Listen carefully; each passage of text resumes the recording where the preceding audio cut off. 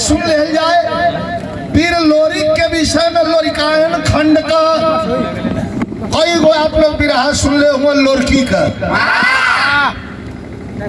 जब हम अली गाड़ी लेके तब दूजाने भेटैला हमसे उम्र में थोड़ा बड़ा रहा कहला कि लोरकी का बिरहा तोरे मुंह से सुन ले बहुत दिन भय हमका चला आज यही के सुना देना।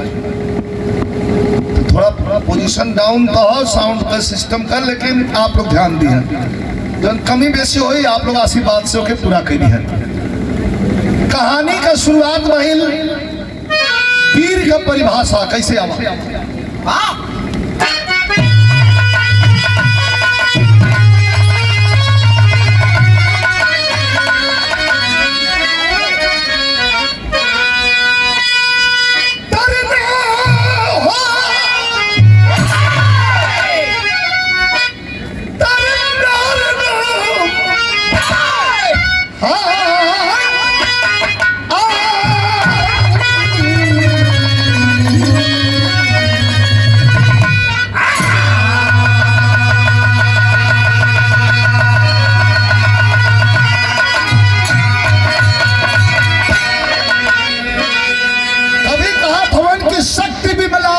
रत्न गर्भावती यो एक लेखनी है वीर रस।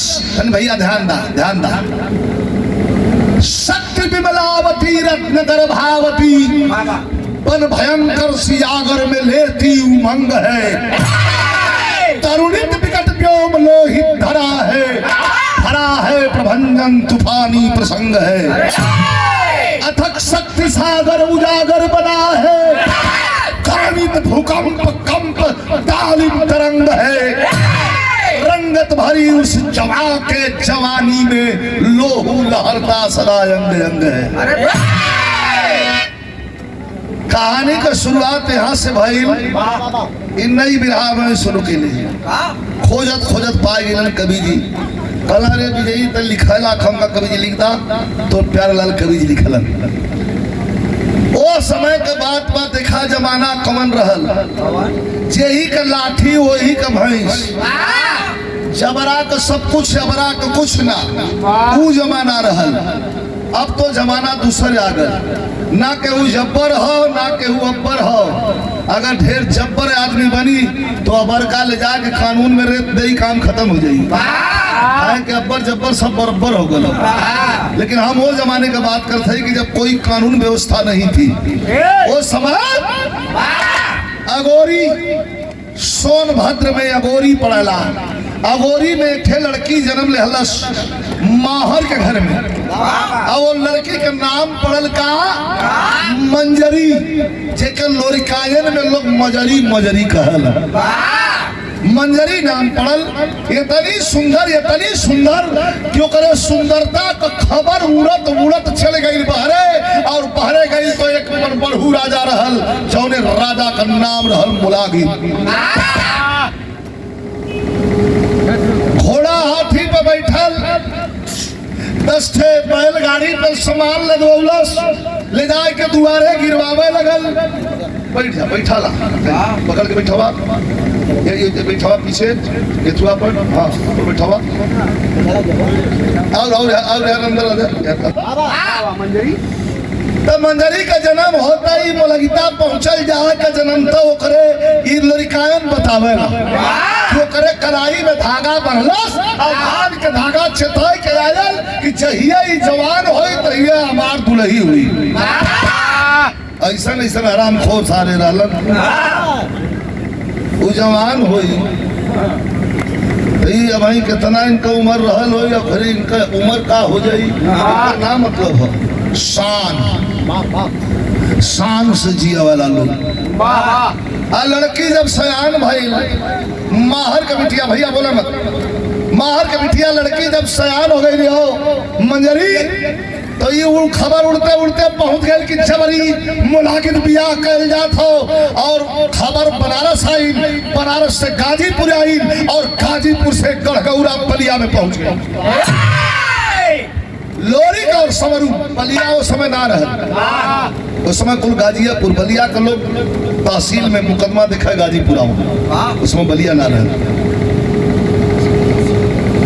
जब उड़ते उड़ते खबर आ गई तो लोरी चढ़ल हुआ गोरी में जाके कर बिरहा आप लोग सुनले हुआ बड़ा मार काट मचल बड़ी मार मरलन लगता जब बहले रहल गरवा भगवा ओके मरलन और मार के लेके डोला फना के चलन अइलन वही सोनभद्र के पहाड़ी पर मारकुंडी पहाड़ पर और वही जब उतरलिन है और उतर के मजरी जौन हल हाथ जोड़ के लोरी से कहलस कि पिया के तल्ले चलत हुआ हमार तो नहीं हल छूटत हो अब तक आवे देवा नहीं हंसा लगलन कहलन कि बहुत गैया है हम ही रही बहुत गैया है अब भैया हम भैया के अपन ब्याह न करे भाई हम इससे ले आए कि तरी से रोटी उठी देबू नहीं तो अपन ही लुटियो से के पड़ला हम कहे अब आवे का मौका ना हो चला कहे कोई सबूत यहाँ दे दा कोनो निशानी दे दा तो वो तलवार निकलन लोरी और निकाल के मरल मारकुंडी पहाड़ का छाती फट गई वही जब पीर लोरी पत्थर पर लोरी का मूर्ति हो जहाँ हर साल गोवर्धन पूजा पर विरहा हो वहां से लेके डोला चलन 2 साल बीतल आज जब 2 साल बीतल तो 2 साल के बाद कहल जाला कि शानदार आदमी के बतिया काफी है छाती पर चढ़ के अब मुलागित के मार के जब लेके गत हो गयल हुआ मुलगिता बीमार हो ठीक है ना हो कि साला आयल तन कहाँ से पहरासू और लेके जो बात तुम धागा बनली हम लेके उड़ गल अपने तो गुरु पूजा के दिन आयल हो कवि जी बिरहा में तर्ज लिखलन नया नया कव्वाली के तर्ज हो कैसे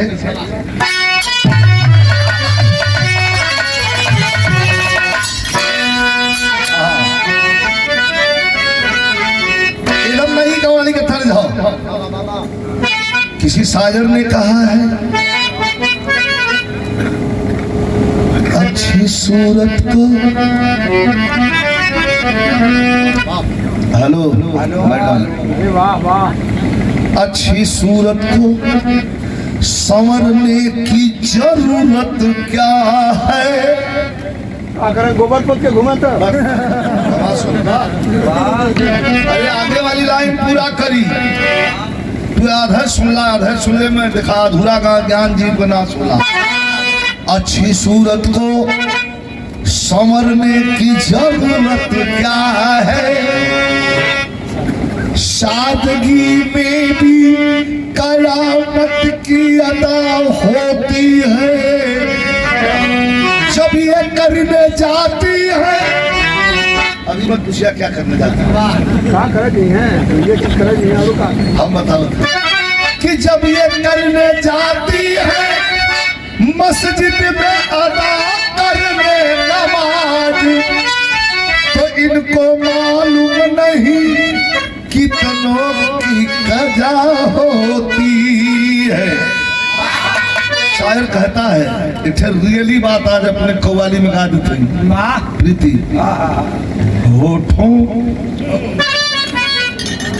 होठों के तेरे प्यार का होठों पे तेरे प्यार का इजहार होना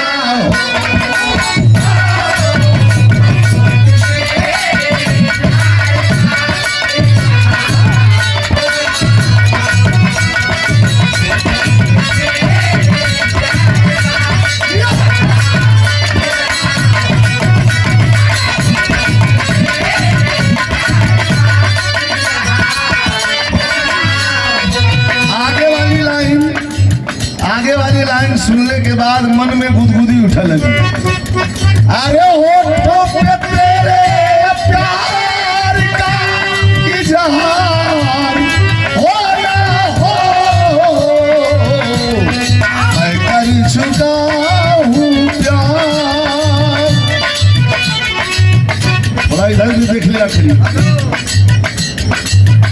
अरे आपका ध्यान किधर है हीरो इधर है अरे मैं कर चुका हूँ प्यार अरे तू प्यार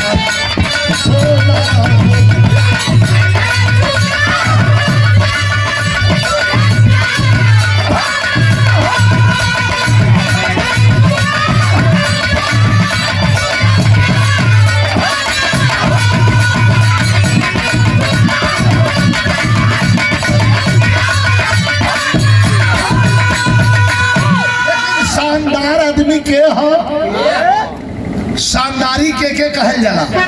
कभी कहत मन का कि अहले अहले वतन पर जो मरे, कि अहले वतन पर जो मरे दिलदार होता है।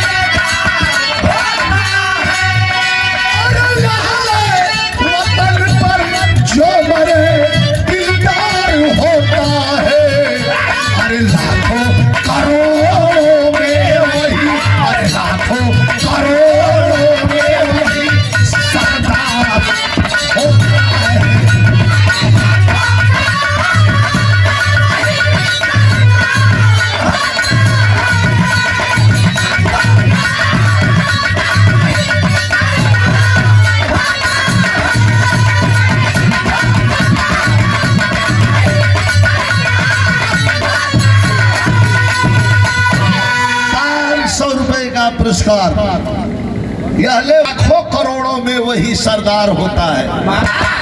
मौत भी हसीन होती है। कन्या पक्ष की ओर से का शुरुआत हो गई। कैसे मास्टर? इशारा हो कभी का अच्छा तो हैरान के लिए जवानी, हैरान के लिए जवानी, मर्दों के लिए मर्दाई। भाव कभी कहो हैरान के लिए जवानी, मर्दों के लिए मर्दाई, टायर के लिए टायर, हीरो के लिए विदाई। अच्छा तो पानी पर पानी वाला, पानी पर पानी वाला है, पानी पर मर जाता, पानी पर पानी वाला है, पानी पर मर जाता। इतिहासों सीधा बनता जो नाम मर जाता। लेकिन गौरा पीरों की धरती, अरे गौरा पीरों की धरती, लोरी पर चढ़ी जवानी, गौरा पीरों की धरती, लोरी पर चढ़ी जवानी, मारे पर सबकी झूमे कहिए दुर्गा महारानी। मगर आप चढ़ी के लोरी, मगर आप चढ़ के लोरी, जब जब देगा चमकावे, मगर आप चढ़ के लोरी, जब जब देगा चमकावे, रण छोड़ के भागे दुश्मन, छिप छिप के जान बचा। फिर बाबा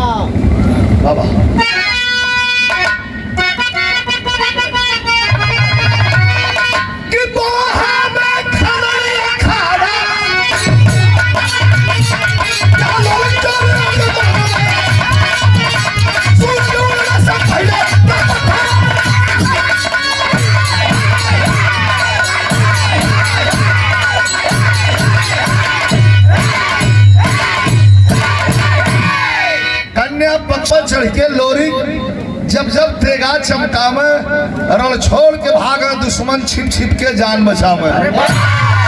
हल्ला मच गया, हल्ला से तू जा रहा बढ़ा, हल्ला मच गया। तो हल्ला मच गया तो कवि जी भाव लिखत हो कैसे मास्टर?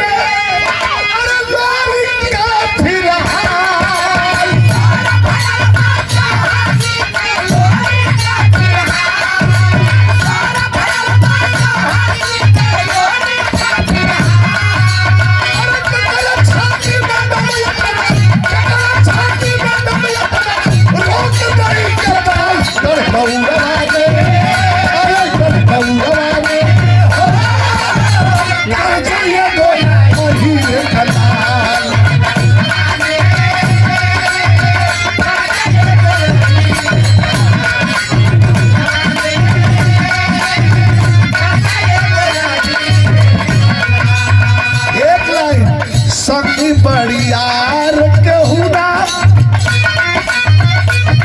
कहाँ संगी खोजबा संगी बड़ियार केहुना होला बड़ा भाई से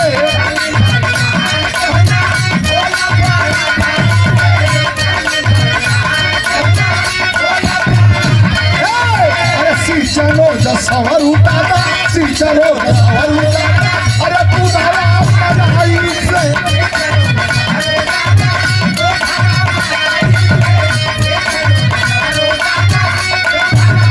अब लाइन पर ध्यान दिया हम गढ़गौरवा में दर्जन एगो हीरे का लाल आ इधर चलावत में ससुरारी इधर बोला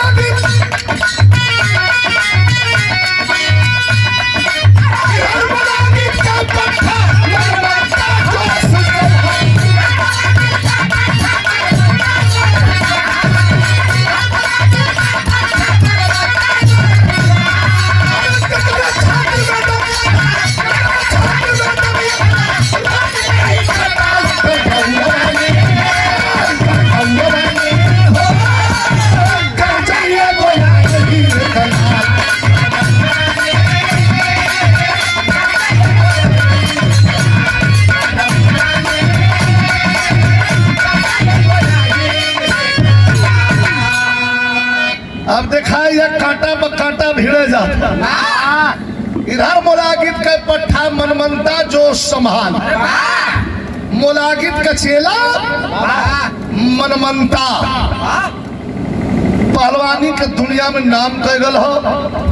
आज नाग पंचमी का दिन हो लोग आके अपन उड़ी उड़ा कदत हुमन पहले गांव गांव अखाड़ा खाना जाए नाग पंचमी जाके पता नहीं चलता आके निकल जाता है लेकिन मनमनता जाके अपने उस्ताद से कलश के उस्ताद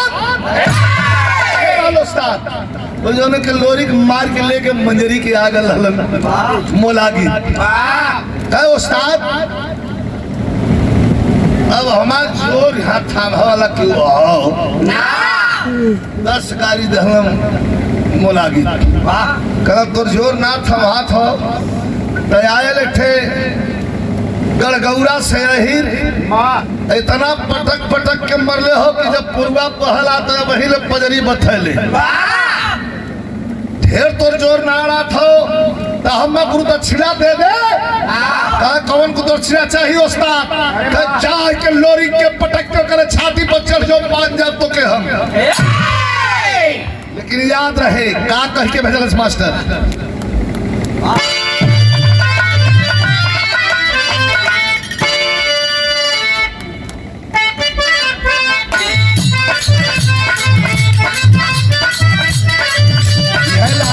तीन चीज नहीं बस में रहेला कोटेशन हो सबके लिए हो आप लोगों के लिए नौजवानों के लिए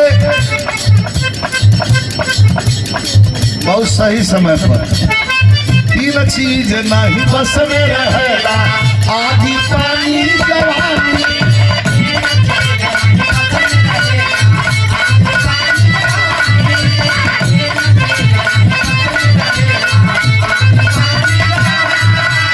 करके रखा है भैया केतनो रो करके रखा है भैया फनिए मुकाई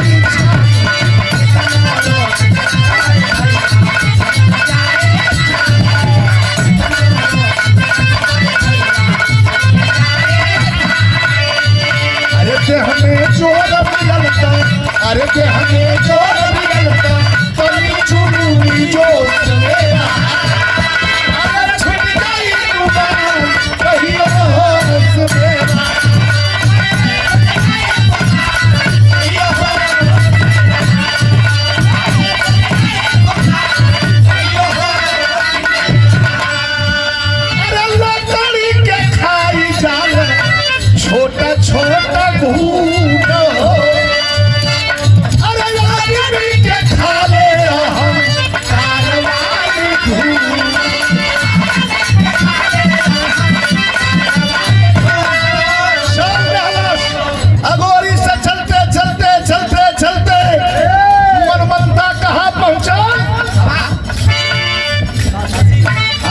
काशी नरेश के घर पर आके कहन लगा मन बनता।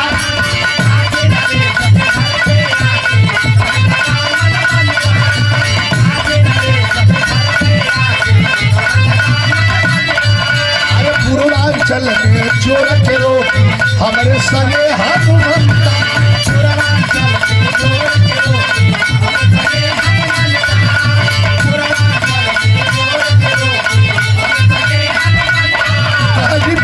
से हनुमंता के आंखों समेत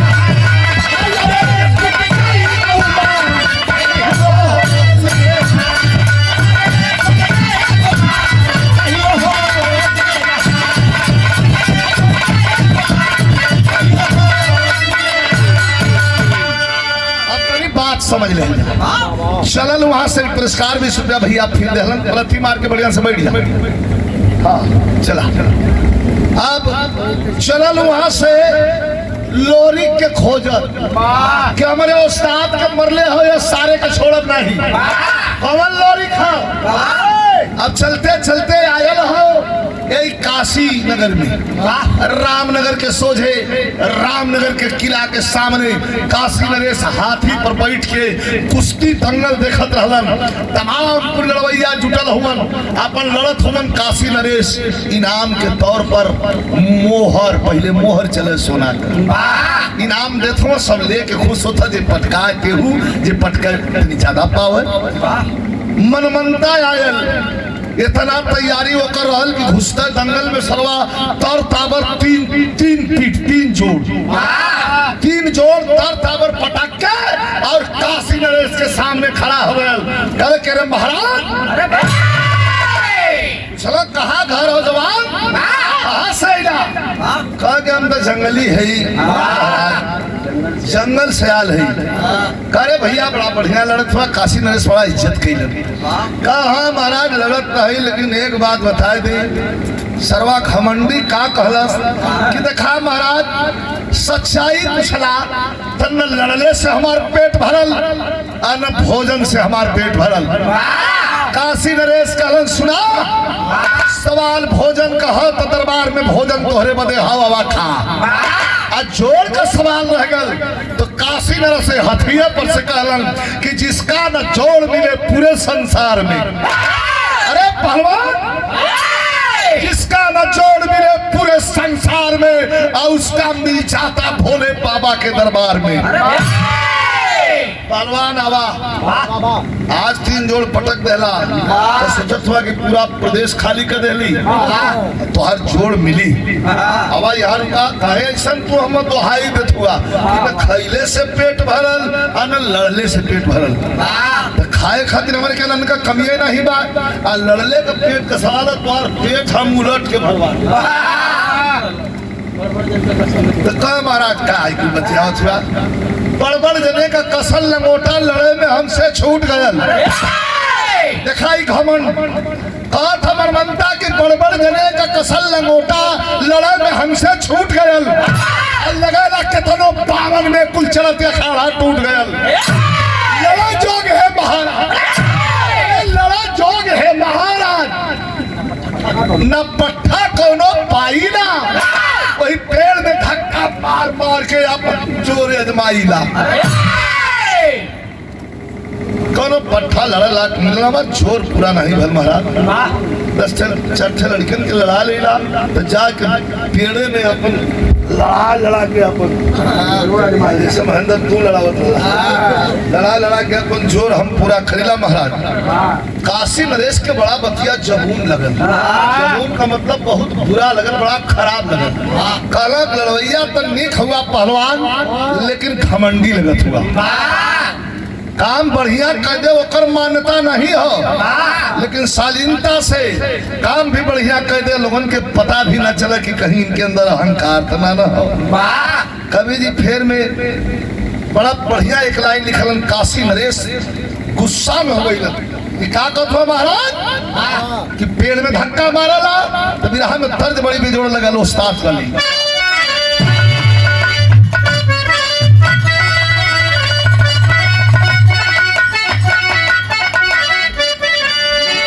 है बाकी गज भर कर गज भर के पुजारिया गजब कर हो।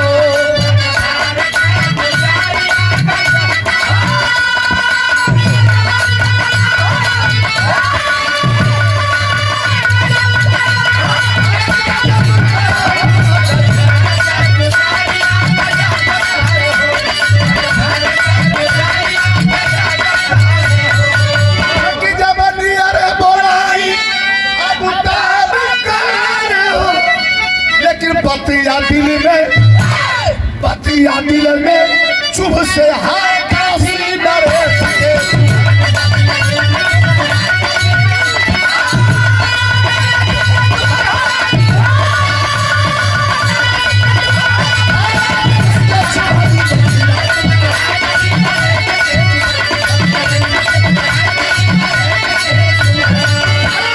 रुका पहलवान रुका, जिसका ना जोड़ मिले पूरे संसार में, मिल जाता भोले बाबा के दरबार में कैसे जरा मर्दवा टेढ़े में धक्का मार मार के जोरा पंतु पूरा करला तो लड़वैया दे लिखाए लगल पत्र काशी नरेश के दरबार में और लिख लिख के भेजन कहाँ खबर गई कि पकुड़ी पूरा खबर पावला पीरा पठावा चमार हो। अब भटौली से रतनुआ भात हो गया लयंकार हो। बकरीपुर से बहुत बड़ा लड़वैया, बिल्कुल लोरी के जोर का लड़ाई वाला पट्टा रहा। समाजवाद की स्थापना सबसे पहले कौन किया? वीर लोरी, जेकर अखाड़ा में लड़वैया अजय धोबी, शीतल तेली, तुबरी पंडित और तमाम लोग रहलन। और ये लोग से भी बखुड़ीपुर के रहे वाला वीर बटवा इतना बढ़िया लड़वैया रहल कि जब लड़वैया लोरी पर दौड़ा तो पहले दौड़ के हुआ हाथ मिला के पटक के खाली का काल कहाँ का लड़का हमारा उस्ताद हम हमारा लड़ावे बखुड़ीपुर खबर वीर बटवा चमार हो। अब फटौली से रतनुआ भाट हो गया।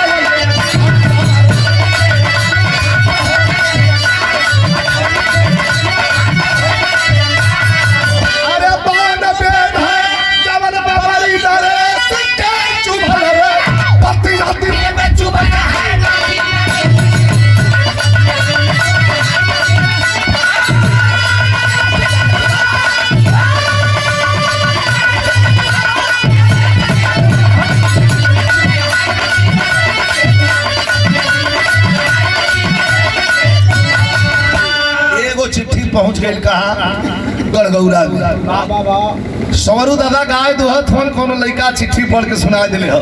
लोरी के बतौले लो हम लेके लोटा ढगरावत हो भैया दूधवा जल्दी देता तब पी के चली दखाड़ा पर लड़का कुल जोहत हो। लेकिन धीरे धीरे सवरू दादा दुहत वाला कहला कि कैसे ये गोगी दरे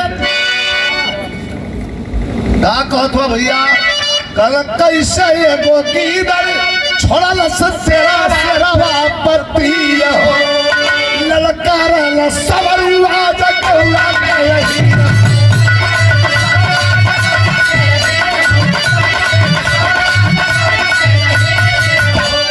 एक काम करे के होई, कहाँ कौन काम, कहाँ कुश्ती लड़े के होई, कहाँ कुश्ती लड़बा, कहाँ एक कुश्ती लड़े के हो और पटके के हो। लोरी कहना करे भाई ना माई बहादुर बेटवा के पैदा कर दिला जो लोरी से लड़ी। कहाँ घमंड ना हो, जल्दी बतावा कहाँ बनारस कहाँ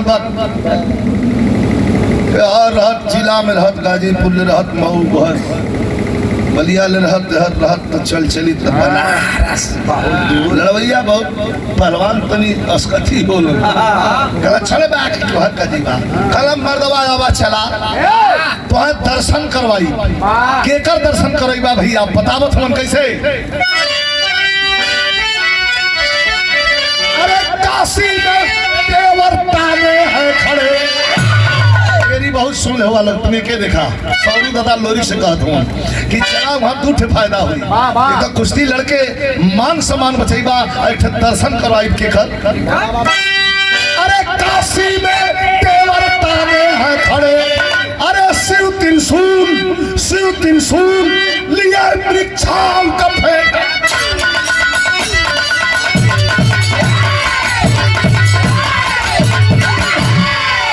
बेटा ओरिजिनल। शिव त्रिशूल लिए मृक्षाल का फेंटा पान है, काशी में तेवर ताने हैं खड़े। चल दहलन एक तरफ पीर बठवा के बलौलन, अजय धोबी के लहलन, रतनुआ भाट के लहलन, सबके लेके चल दहलन। अच्छा अइलन देवरियाई से लेके चलन, 5-6 जाने संगे हुए जा गए बनारस में। तनी ध्यान दिया तनी, अब कुश्ती का आनंद लेला। लोरिक समरू पीर बठवा रतनुआ भाट अजय धोबी 5 जाने। और यहाँ के जो हम तो गंगा जी का स्नान कैलन है, और गंगा जी का स्नान करके यहाँ के भगवान शंकर के जल चढ़ौलन है। और जल जब चढ़ा के और लगा के भभूत जब निकलना है तो कहना है कैसे,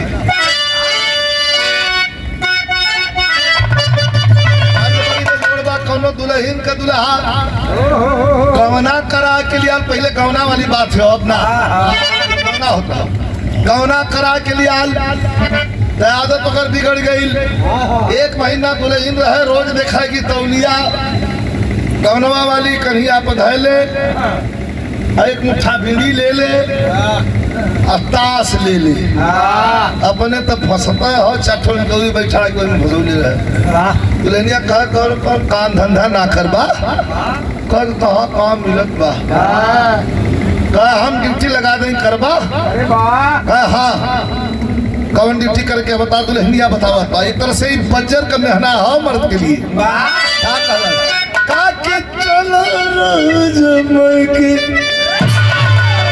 काके चला राजा मैं के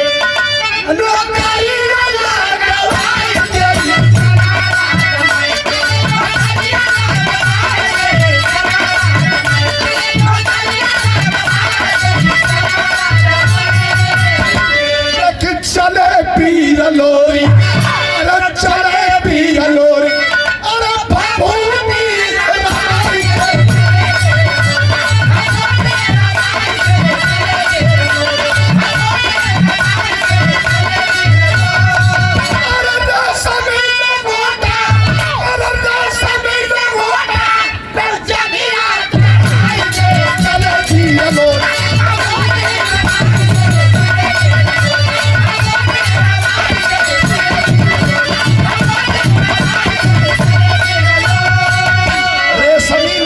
पर जंघिया चढ़ा के चले बीर लोरी भभूति रमा के आइला राजा के दरबार में गई आई, दंगल एकदम चमल हो, तू ही बना था मेरा लड़का जाते हो, दंगल चमल हो पूरा देखवैया जुटल हो राजा के दरबार में गई आई, अपन मन का दंगल में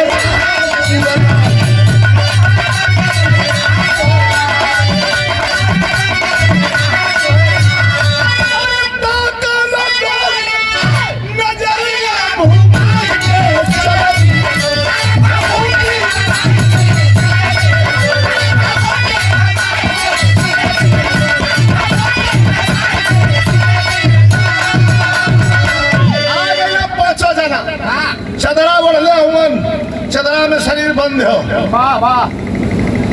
मनमंता लमोटा के देखने चढ़ के घमंडिया कोई अखाड़े पर घूमा था। घूम के आवर राजा हाथी पर बैठल रहलन, आवे जो घूम के चारों तरफ गरमा के कोई राजा जहाँ रहना वह के इधर कर राजा कल सरवा पहुँचा था, हमसे लड़का हमरे को काहे ताल देता। राजा साहब कुछ कहल चाहत हुआ, अरे का कहीं भैया तोरे संगे का जितना पाला रहना कुल भैंसा हो गई, वो अकेला बच गल हुआ, ये हम न कहे ताल देत हुआ। इनाम का रखल हो मास्टर, कवन इनाम हो कि काशी नरेश तबई नाम रखवा, अरे सर के मुकुट एक गदा तनवा,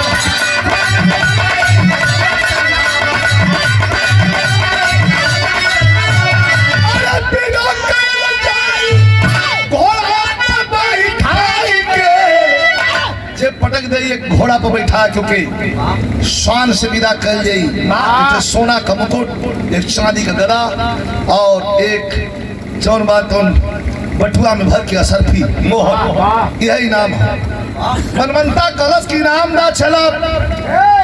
कब पहलवान काशी नरेश में बड़ा उदास हुआ, लगा था कि लड़वैया ना देखे बिना लड़ रहे ससुरा के दिल के पड़ी। भोलेनाथ को ध्यान कैलन तौले तौर के लोरी उठल चल, बड़ा गरमा खयाल जब उठल चल दौड़ के तौले पीर पठवा और रतनुआ फाट तुम दबा धरन लोरी कर बैठा मनाई। ये निपोरी सारे के लल करने बजा तो जाएगा पहले हमन के बिहार कुश्ती का आगे भाव कैसे मास्टर।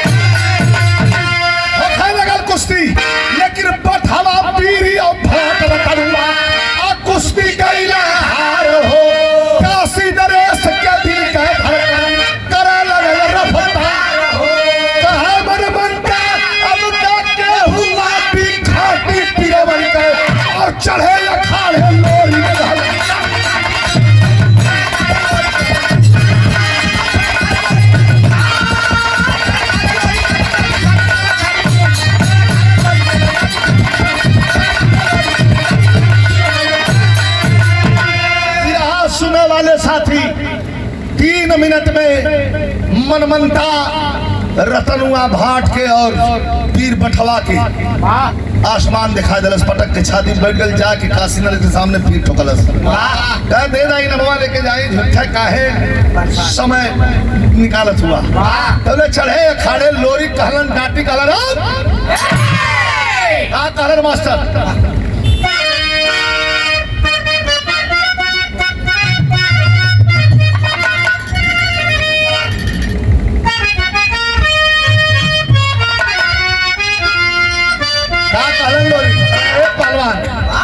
कहा कि थोड़ी कया जला नदी आई तरानी, आधा जगत रानी छलक जा, पलक दाम पड़ल नहीं परत से तोहरे, पलक नहीं परत से तोहरे, यही से गैया तू अधारा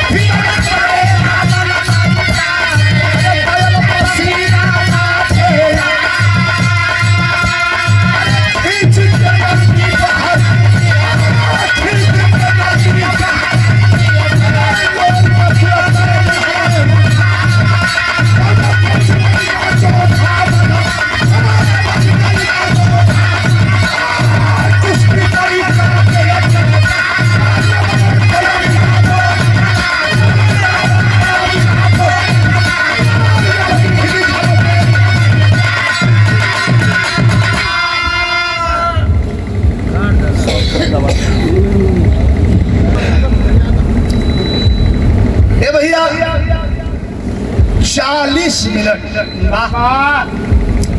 40 मिनट तक लगातार लोरिक और मनमंता का कुश्ती होत बा। काट पकाट दाव पकाव खचा खच लगल हो। हाथी पर बैठल काशी नरेश मनमंता को ताक कहलन की बारिफ से, लेकिन लोरिक को जब तकलन कहलन बा बड़ा दिखाई थे भाव होला। लड़वैया के और गवैया के भी देख के ऑडियंस में पब्लिक यह सोचेली कि फलाना अगर बढ़िया गया तो हम खुश हैं, वही तरह फलाना अगर पटक दी है तो हम खुश सही। सबका सिंपैथी जुट गई केकरे संगे, लोरी के संगे। जब 40 मिनट तक कुश्ती ना फरियाई,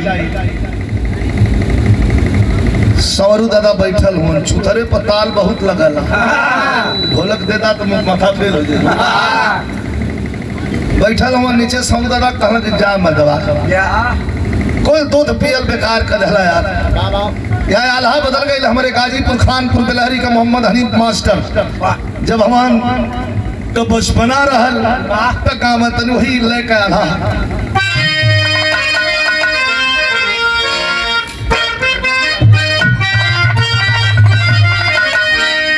सौरू दादा नीचे बैठल हुआ कल, ओ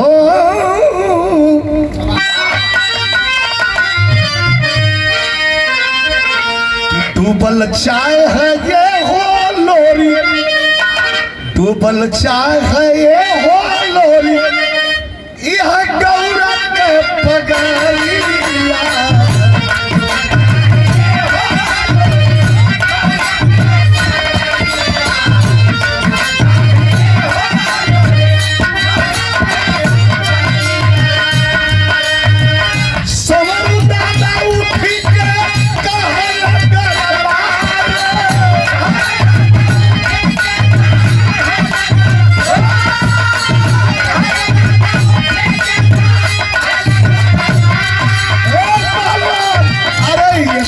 तेरी कैसे पहलवान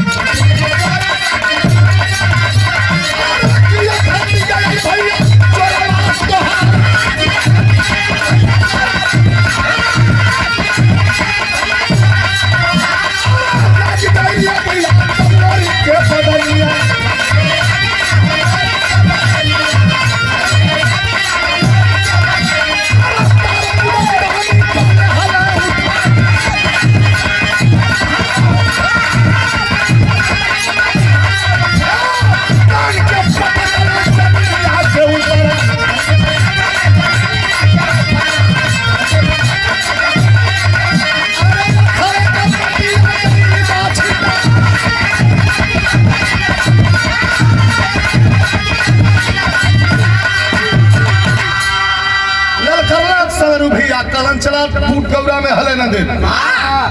रूठ गई दुर्गा कुरखली बल शक्ति की घट गई ना भैया चोरवा तुहार। अबले कैसे बचल लग गई लगिया, तब लोरी के बदन में तान मुल्तानी तो लहलम उठाए, खींच के पटकले जमीनिया के ऊपर, अखाड़े का मटिया गई बच।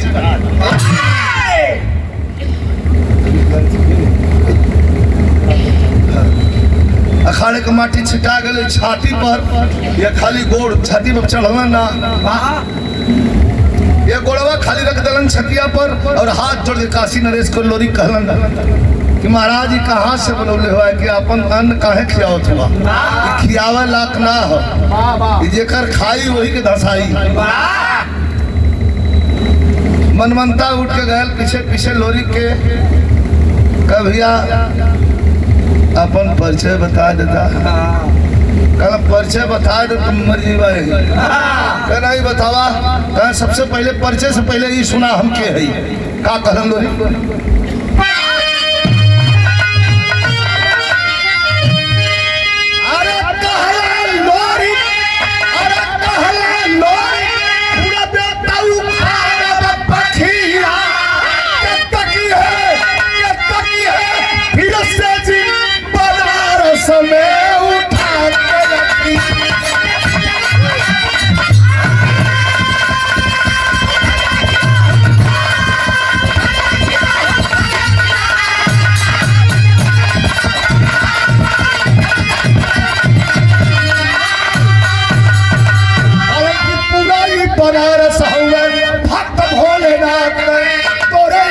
घमंडी खिलौना हुवन हाथ अहंकार जो करबा त कटैबा न किया क्या खाली पीछे पीछे घूमत हमर मनता क्या खाली अपन नाव बता दा कहाँ लोरी के नाव है गड़गौरा घर हो अब तोर जहाँ घर हो अपन परिचय दे कहा मुलागिम कचेला है कहा तो अभी कुल ठीक हो गए कि दुखाला कनाई बहुत दर्द में कमो कमो पुरवा बथला त खाली रात भर राजा तब बिरताई के संग पर आलोरी के विदाई कैलन चढ़ाई के तुरंग पे तुरंग का मतलब घोड़ा सुरंग का मतलब बिल होले सुरंग सुरंग बिलिए होले मोट सर दिल ना खा दिल छोटा हो जाला हाँ? हाँ कहा भोजपुरी में बिलिए लोग कह जाते का कह जाना नहीं ठीक है कोनो बात नहीं यही से इंडिया से बाहर ना जाए बहुत कम ना जब पी लिया मुक्का कह के हमारे कोड़ धले चले रहेगा कि यार अल्लाह की दलील अल्लाह की दलील तक है फिर सचिन बनारस में